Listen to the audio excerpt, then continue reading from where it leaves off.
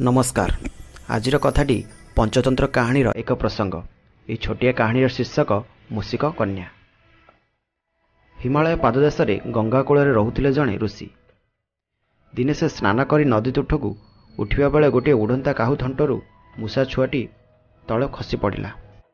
ऋषि दया बही से गोठी को उठाई नहीं निज तपबल गोटे मनीष शिशु परिणत करदे। एक सुंदरी कन्या रूपे से ऋषि पत्नी हेफाजत में बढ़ा लगिला। जितेबाला झीटी बह है बयस पहुँचला ऋषि पत्नी कहले, मो झी भल गीत गाईपे, भल रोषेईवास करें, लेखापड़ार भी कम नुहे, तेणु तापाई एक उपयुक्त बरपात्र खोजी आण। ठीक कथा, चिंता कौन, मु चाहिए स्वयं सूर्यदेव मो झीर पानी ग्रहण करने को मंगे, ऋषि कहले। सते तेबे सेया कर, सूर्यदेव को डकाई झील को विवाह कर दियो, ऋषि पत्नी आग्रह देखाइले।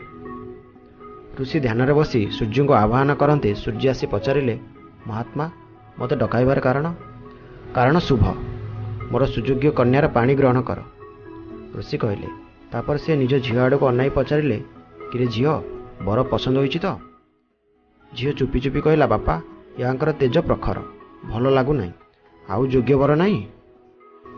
तापर ऋषि सूर्य को पचारे, तुमठू बड़ किए? मेघ, मेघ मोटार बड़ आज्ञा, कारण से मते जनसाधारण लुचाई दे पारे, सूर्य उत्तर देले। ऋषि मेघ को डकाइले। से आसबार झील को पचारे, ए बर पसंद होउछि तो? ये तो अति कला हो एमालिया, यांकटार योग्य आउ कई नाही, झील कहला। तुमठार बड़ किए? ऋषि मेघ को पचारे। पवन, पवन मोठार शक्तिशाली आज्ञा, कारण जुआड़े इच्छा सी मते सियाड़े ठेले नहीं जाए, मेघ उत्तर देले। ऋषि आह्वान में पवन आसी पहुँचला। ऋषि झील को पचारे, ए बर तो मन को पाउछि तो? बापा ये बड़ अस्थिर मन होउछंती, या नहीं घर करवा असुविधा, यांकटारू किए योग्य थे बुझुना, झील परामर्श देले। अच्छा तुमठार बलशाली किए कहल? ऋषि पवन को पचारे।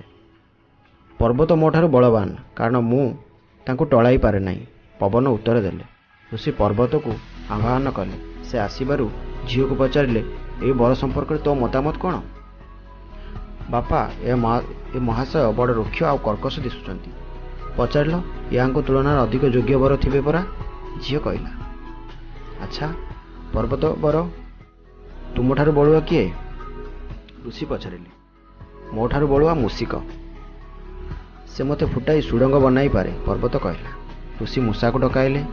से आसिया मात्र झील टिके लाजई गला एवं संगे संगे से ऋषि पाखक भिड़ी आसी कहला, यांकर तुलना कहीं, मते मूषिकटीए बनाई देले, मु यांको विवाह कर चली जीवी।